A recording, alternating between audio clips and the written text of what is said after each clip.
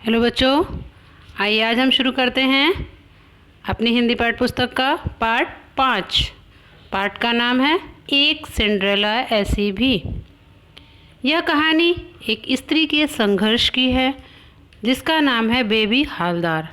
इस पाठ का सरल शब्दों में सारांश बता रही हूँ। एक लड़की जिसका नाम बेबी हालदार था, जिसे बचपन में शिक्षा पाने का अवसर नहीं मिला और उसे अवसर मिला और उसे प्रोत्साहित किया गया तो उसकी प्रतिभा उजागर हो गई और इसी संयोग ने घर घर नौकरानी का काम करने वाली इस बेबी हालदार को एक बेस्ट सेलर किताब की लेखिका बनने का अवसर भी मिला। आइए पढ़ते हैं। सिंड्रेला की कहानी बहुत से लोग पढ़ते हैं और पढ़कर भूल जाते हैं। अपनी मातृभाषा बांग्ला में 7वीं तक पढ़ी बेबी हालदार ने तो सिंड्रेला की कहानी भी नहीं पढ़ी, मगर वह खुद जीती जाती सिंड्रेला से कम नहीं। सिंड्रेला की ज़िंदगी एक परी ने बदल दी थी। बेबी की ज़िंदगी को एक नई दिशा दी प्रोफेसर प्रबोध कुमार ने, जो स्वयं हिंदी के उपन्यास सम्राट प्रेमचंद के प्रपौत्र हैं। सिंड्रेला की कहानी तो बच्चों सभी ने पढ़ी होगी, लेकिन बेबी हालदार ने तो सिंड्रेला की कहानी नहीं पढ़ी थी। लेकिन वो क्योंकि खुद वो एक सिंड्रेला, जीती जाती सिंड्रेला थी, उसको यह नाम प्रोफेसर प्रबोध कुमार ने दिया, जो प्रेमचंद्र, हिंदी के उपन्यास सम्राट प्रेमचंद्र के प्रपौत्र थे। सिंड्रेला की ज़िंदगी तो एक परी ने बदल दी थी, लेकिन यहाँ पर बेबी हालदार की ज़िंदगी प्रोफेसर प्रबोध कुमार ने बदल दी। उसको इतना प्रोत्साहित किया कि वो आज खुद एक प्रसिद्ध लेखिका बन गई।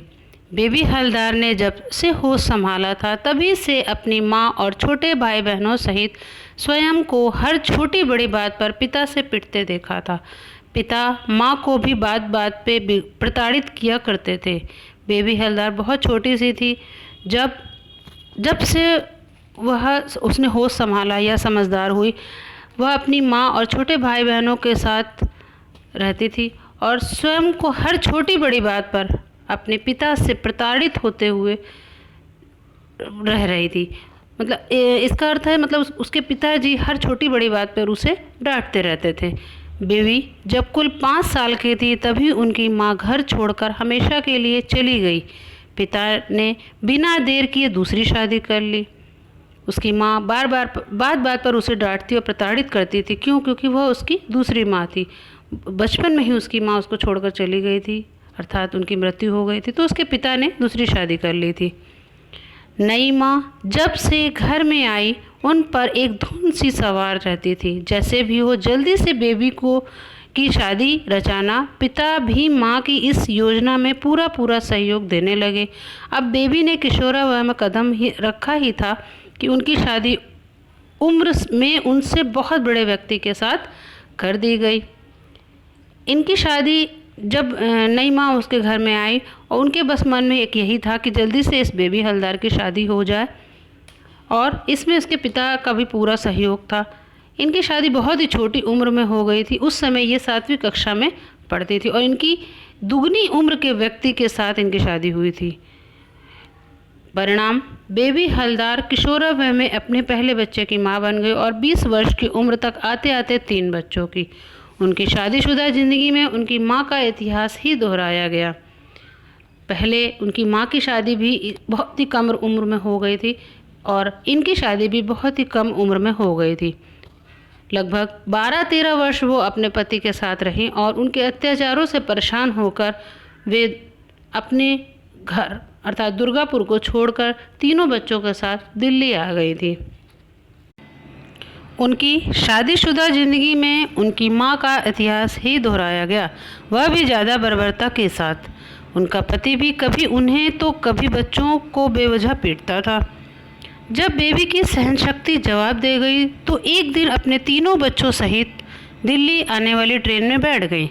दिल्ली पहुंचकर अपना और अपने बच्चों का पेट कैसे पालेगी, कहाँ आश्रय पाएगी, यह तय नहीं था। दिल्ली में उनका कोई परिचित भी नहीं था। उस समय वे एक ही धुरी पर सोच रही थी कि जैसे भी हो इस यातना से मुक्ति पाने के लिए कहीं दूर चले जाना है।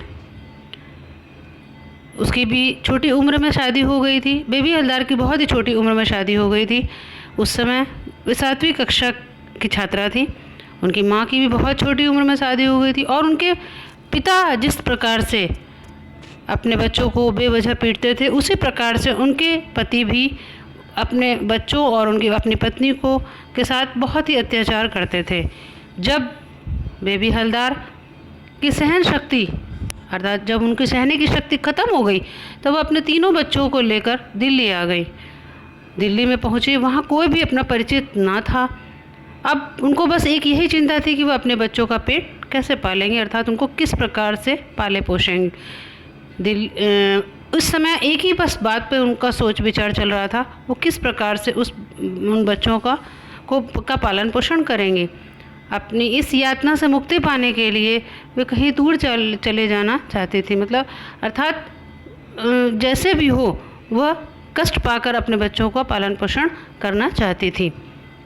दिल्ली वालों की नज़र में बेबी हलदर नौकरानी बनने भर की योग्यता रखती थी, सो वही काम मिला। बेबी अपनी बदकिस्मती के लिए दिल्ली वालों को नहीं बल्कि अशिक्षा को दोषी मानती थी। वे जिस घर में भी काम करती थी, कड़ी मेहनत करती। बेबी हलदर सिर्फ 7वीं कक्षा तक पढ़ी थी। इस प्रकार से वो दिल्ली जैसे शहर में वे एक नौकरानी बनकर रह गई, क्योंकि वहाँ की वो अपनी योग्यता के अनुसार उनको काम मिला। इस प्रकार से वह अपनी बदकिस्मती अपनी किस्मत को दोष देती थी। क्यों? क्योंकि वह अशिक्षित थी। बहुत ही कम शिक्षा होने के कारण उनको नौकरानी का काम ही सिर्फ मिल पा रहा था। और एक घरेलू नौकरानी के संघर्ष और अकेले एक स्त्री होने की वजह से आसपास के लोग भी उनको बहुत सी बातें उनका सुननी पड़ती थी। चाह सिर्फ इतनी कि उनका श्रम उन्हें और उनके बच्चों को 2 वक्त की रोटी, रहने का आसरा और बच्चों की पढ़ाई का इंतज़ाम करा दे। बेबी की यह इच्छा उनके मालिकों के दिल से कहीं बड़ी निकली, इसलिए उन्हें अपनी इस इच्छा के अधूरेपन के साथ कई घरों में भटकना पड़ा। वह अपने परिवार का पालन पोषण करने के लिए काम करना चाहती थी और काम की वजह से वह घर घर भटकती और अपने काम को ढूंढती। जब उन्हें सिर्फ नौकरानी का काम मिला, क्योंकि उनकी शिक्षा बहुत कम थी, वह ये चाहती थी कि जहाँ भी वो काम करें इतना उनको मिल जाए, उनके परिश्रम से वो इतना अर्निंग कर ले कि जिससे वह अपने बच्चों को 2 वक्त की रोटी दे सके, रहने के लिए छत दे सकें और पढ़ाई की व्यवस्था कर पाएँ। उनके मालिकों से बस उनकी यही इच्छा थी, इसलिए वह बहुत ही अपनी मेहनत और लगन से अपने कार्य को करती थी। बेबी हलदर की यही तलाश उन्हें सन 1999 में प्रोफेसर प्रबोध कुमार के दरवाजे तक ले आई और इस घर में कदम रखने के दिन से ही बेबी को ऐसा लगता था जैसे इस घर की दीवारें पत्थर की नहीं किताबों की बनी हैं।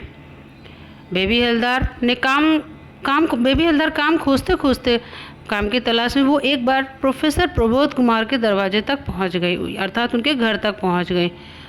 उनके घर में कदम रखने या उनके घर में पहुंचने के बाद उसे ऐसा लगा कि उस घर की दीवारें पत्थर की नहीं किताबों की बनी हैं।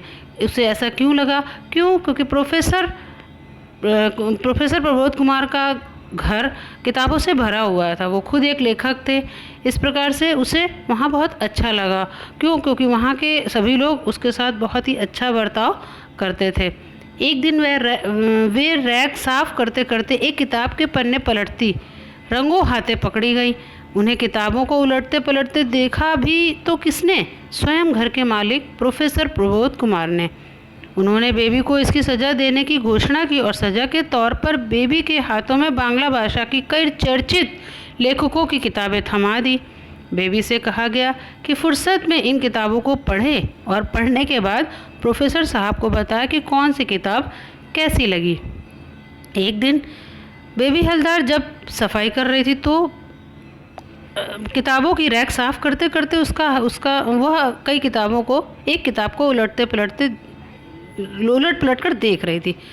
तभी प्रोफेसर प्रबोध कुमार ने उसे देख लिया और देखने के बाद उससे पूछा कि तुम्हें पढ़ना आता है? तब उसने बताया कि हाँ, वो 7वीं तक पढ़ी है। प्रोफेसर प्रबोध कुमार ने बांग्ला भाषा के लेखकों की किताबें उसके सामने दे दी या उसको दी और उससे कहा इसको पढ़ना। और एक कॉपी भी दे दी और उससे कहा कि जब फुर्सत मिले तो इस किताबों को पढ़े और उसे जो भी लिखना समझ में आए वो उस पर लिखे। इस प्रकार से प्रोफेसर प्रबोध कुमार द्वारा दी हुई पुस्तकों को वह मन लगाकर पढ़ने लगी। यह सिलसिला महीनों चला। फिर एक दिन प्रोफेसर प्रबोध ने बेबी के हाथों में एक कॉपी और पेंसिल थमाकर कहा, औरों को बहुत पढ़ चुकी, अब इस कॉपी में अपनी कहानी लिखो। याद रहे, तुम जो लिखो वह वैसा ना हो जैसा तुमने अब तक पढ़ा है। जो भी लिखो अपने ढंग से लिखना, ना किसी और के ढंग से। उसके पास काम बहुत रहता था। घर के काम करने के बाद भी वह अपने इस पढ़ाई के लिए समय निकाल लेती थी। कुछ दिन बाद प्रोफेसर प्रबोध कुमार ने कहा कि बहुत सी लेखकों की किताबें तुम पढ़ चुकी हो, अब तुम ऐसा करो कि ये पेंसिल और ये कॉपी लो, इसमें कुछ ऐसा लिखो जो तुम्हारे साथ घटित हुआ हो, या मतलब दूसरों की पढ़ी हुई किताबों की कहानी ना लिखते हुए तुम अपने बारे में कुछ लिखो और ऐसा लिखना जो तुम्हारे स्वयं के विषय में हो। इस प्रकार से उसने अपने ऊपर घटित घटनाओं को लिखना शुरू कर दिया। अपनी बीती घटनाओं को याद करके वह थोड़ा थोड़ा उस पर लिखने लगी। बेबी के लिए पिछली ज़िंदगी को याद करना और उसे लिखना आसान नहीं था, मगर जब हाथों में पेंसिल थामी तो आंसुओं की धार के बीच सोते जागते उठते बैठते वह सब कुछ लिख डाला जो अब तक के जीवन में जिया और भोगा था।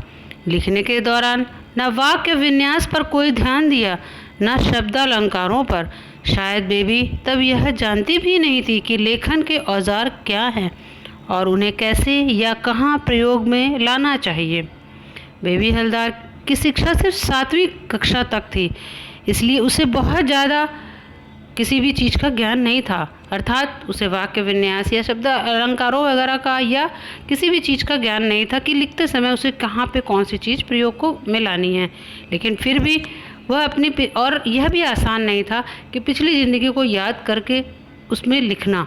क्यों? लेकिन जब एक स्त्री जब अपने को किसी संघर्ष का सामना करना पड़ता है तो वह सब कुछ कर डालती है।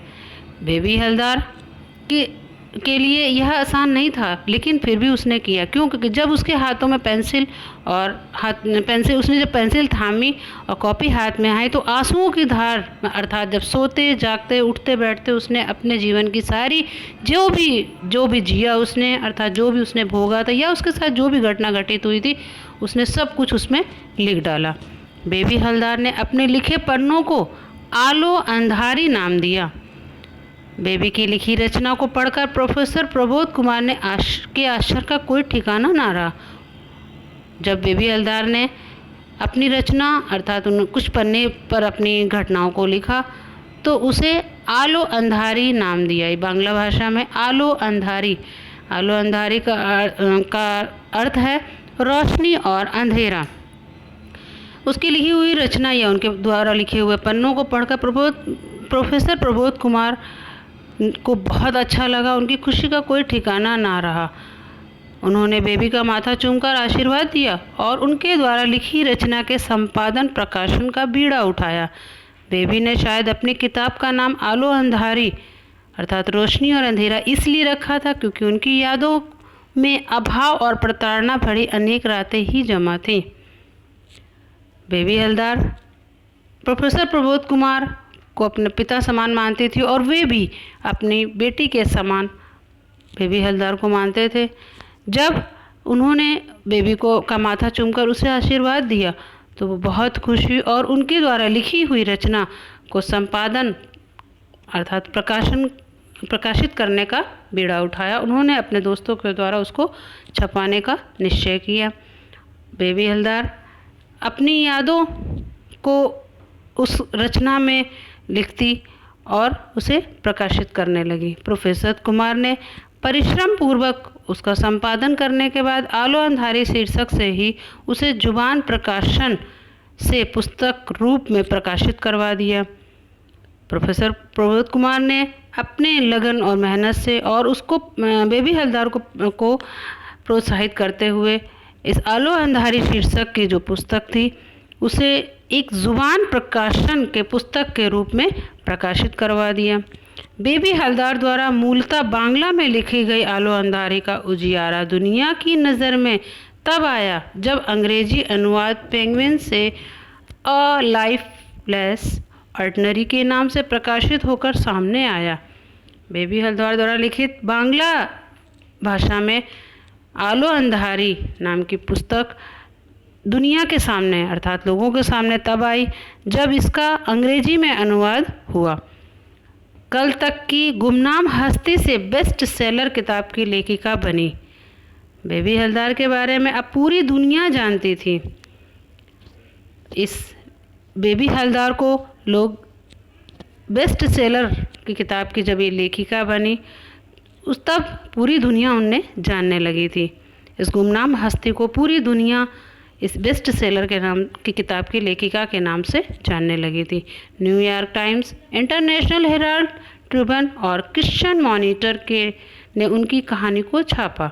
बेबी ने जयपुर में हुए women Hong Kong international literary festival में अपनी किताब के साथ भाग लिया। लंदन में फिल्म मेकिंग का कोर्स कर रहे एक भारतीय छात्र ने बेबी पर एक डॉक्यूमेंट्री बनाई। इससे बेबी का पर अनेक देशी विदेशी निर्माता निर्देशकों की नज़र गई। वे सब उनकी कहानी पर फिल्म बनाना चाहते हैं। एक घरेलू नौकरानी का संघर्ष और अकेली स्त्री को अपने बच्चों को पालने के लिए किन किन कठिनाइयों का सामना करना पड़ता है, यह सब इस पाठ में देखा गया है। इस प्रकार से बेबी हलदर को प्रोत्साहित करते हुए प्रोफेसर प्रबोध कुमार ने उनकी जो रचना थी वो बहुत ही देश विदेशों में प्रकाशित करवाई। आज बेबी हलदर के पास सब कुछ है मगर वह आज भी अपने तातुश अर्थात प्रोफेसर कुमार को वो तातुश कहती थी अर्थात वो क्योंकि वो उनके पिता समान थे, मगर वह आज भी अपने तातुश यानी प्रोफेसर प्रबोध कुमार के साथ ही रहती थी। आज भी प्रोफेसर कुमार के घर की सार संभाल बेबी हलदर के हाथों में है। प्रोफेसर साहब का पूरा परिवार बेबी को अपने परिवार का हिस्सा मानता है। बेबी हलदर अपने परिवार सहित प्रोफेसर प्रबोध कुमार के घर रहती थी और प्रोफेसर प्रबोध कुमार को वो तातुश कहती थी अर्थात पिता। वह पिता समान थे ही और वे भी अपनी बेटी के समान उसको मानते थे, इसलिए वे इनको तातुश कहती थी। और उनके परिवार के सभी सदस्य उसको अपने नौकरानी ना मानते हुए उसको एक परिवार का हिस्सा मानते थे। बेबी के तीनों बच्चे सुबोध, तापस और पिया अच्छे स्कूलों में पढ़ रहे हैं। बेबी अपनी दूसरी किताब पर काम लगभग पूरा कर चुकी हैं। अब वे अपनी नन्ही बेटी पिया से अंग्रेजी पढ़ रही है। इस प्रकार से प्रोफेसर प्रबोध कुमार ने उसके तीनों बच्चों को अच्छी से अच्छे स्कूलों में शिक्षा दिलवाई और उसको प्रोत्साहित करते हुए उसकी कई पुस्तकें छपवाई और उसकी नन्ही बेटी जो पिया थी, जिसका नाम पिया था, उससे अंग्रेजी सीख रही थी। बेबी हलदर उससे अंग्रेजी सीखने की कोशिश कर रही थी ताकि विदेशी पत्रकारों का सवाल जवाब वह दे सके, ताकि विदेशी पत्रकारों के सवालों का जवाब बेहिचक दे सके। फिर अब उन्हें अपने बच्चों के सपनों के साथ साथ अपने सपने भी तो पूरे करने हैं जो जारी रहेंगे ज़िंदगी के साथ भी, ज़िंदगी के बाद भी। इस प्रकार से बेबी हलदर जो एक बहुत ही छोटी बच्ची थी और इतने अत्याचारों, इतने संघर्षों के बाद वह आज इस मुकाम पर पहुंची है, उसको प्रोत्साहित किया गया और प्रोत्साहित करने के बाद वो आज इस मुकाम पर पहुंच गई है। उसके अपने सपनों के साथ साथ अपने बच्चों के सपने भी पूरे करने का श्रेय प्रोफेसर प्रबोध कुमार को जाता है। यदि तातुश अर्थात प्रोफेसर प्रबोध कुमार उसके जीवन में अगर ना आते तो यह एक बेस्ट लेखिका ना बन पाती और वह जो आज बन पाई है वह सब उनके द्वारा दिए गए प्रोत्साहन से ही हो पाया है। वह आज कुछ बन पाई है तो तातुश के द्वारा ही और उनके मित्रों के द्वारा दिए हुए प्रोत्साहन के द्वारा। उसे एक नई दिशा मिल पाई है और अपने लेखन को पत्रिका में छपा देखकर उसका मन तातुश के लिए कृतज्ञता से भर जाता है।